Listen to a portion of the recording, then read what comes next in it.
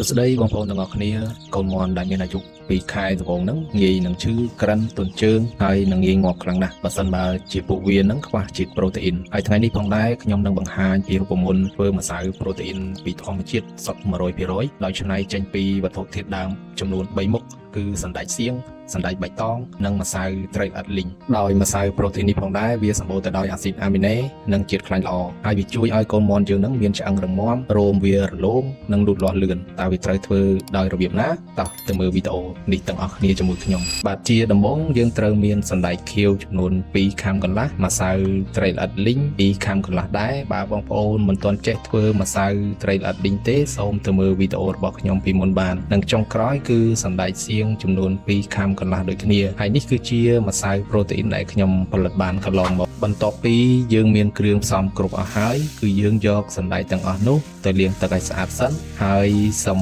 ឲ្យវាសោះទឹកល្អហើយយកវាទៅលីងនៅក្នុងផ្ទះឲ្យឆ្អិនល្អសិនព្រោះថាបើយើងឲ្យកូនមន់ស៊ីសណ្តែកនំឆៅគឺมันអាចឲ្យកូនមន់នឹងស៊ីសណ្តែកឆៅបានទេតែកាលណាយើងឲ្យវាស៊ីសណ្តែកឆៅវាធ្វើឲ្យកូនមន់យើងនឹងរាករូសក្រិនហើយអាចងាប់បានព្រោះនៅក្នុងសណ្តែកសៀងនិងសណ្តែកបៃតងហ្នឹង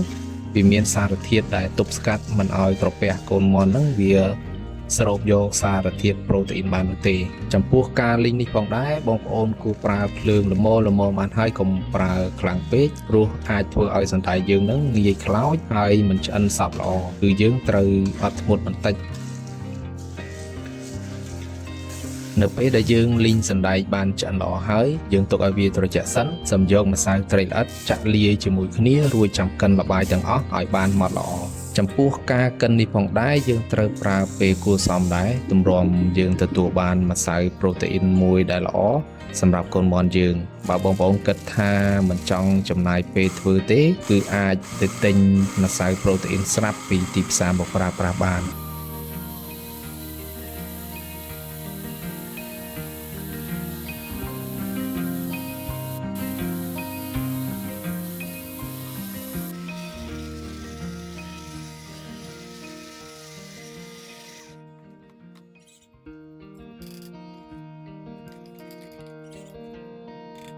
នេះគឺជាម្សៅប្រូតេអ៊ីនដែលខ្ញុំផលិតបានគឺ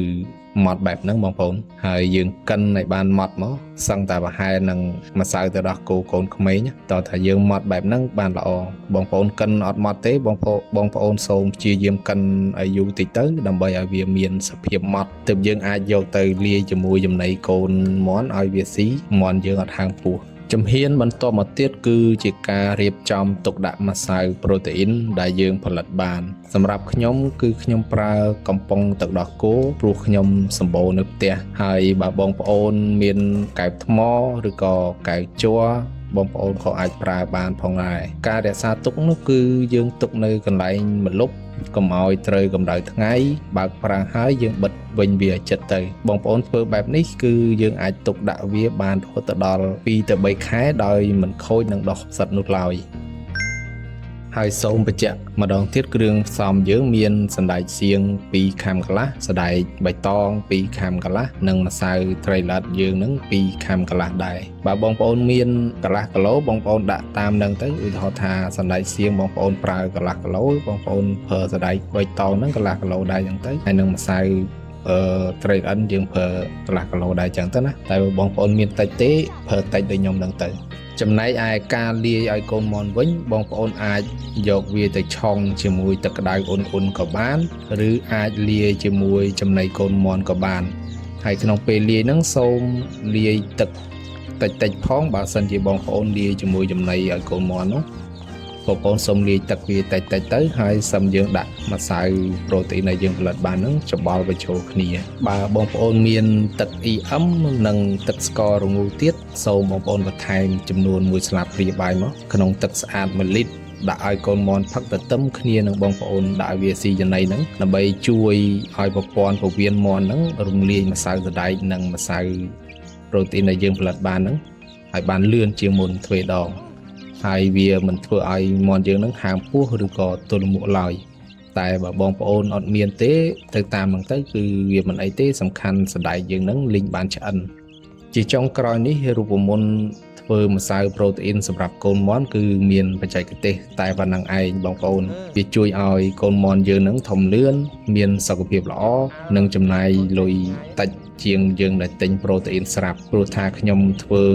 បែបហ្នឹងសឹងថា2-3 ឆ្នាំមកហើយខ្ញុំអត់ដែលទិញម្សៅប្រូតេអ៊ីនពីក្រៅទេហើយបើបងប្អូនចាប់អារម្មណ៍បងប្អូនអាចយកទៅសាកល្បងបានហើយបើមានចម្ងល់ត្រង់ចំណុចណាសូម comment ខាងក្រោមវីដេអូនេះបើពេញចិត្តវីដេអូនេះសូមជួយចុច like ចែករំលែកនិងចុច subscribe channel របស់ខ្ញុំម្នាក់មួយផងបាទអរគុណ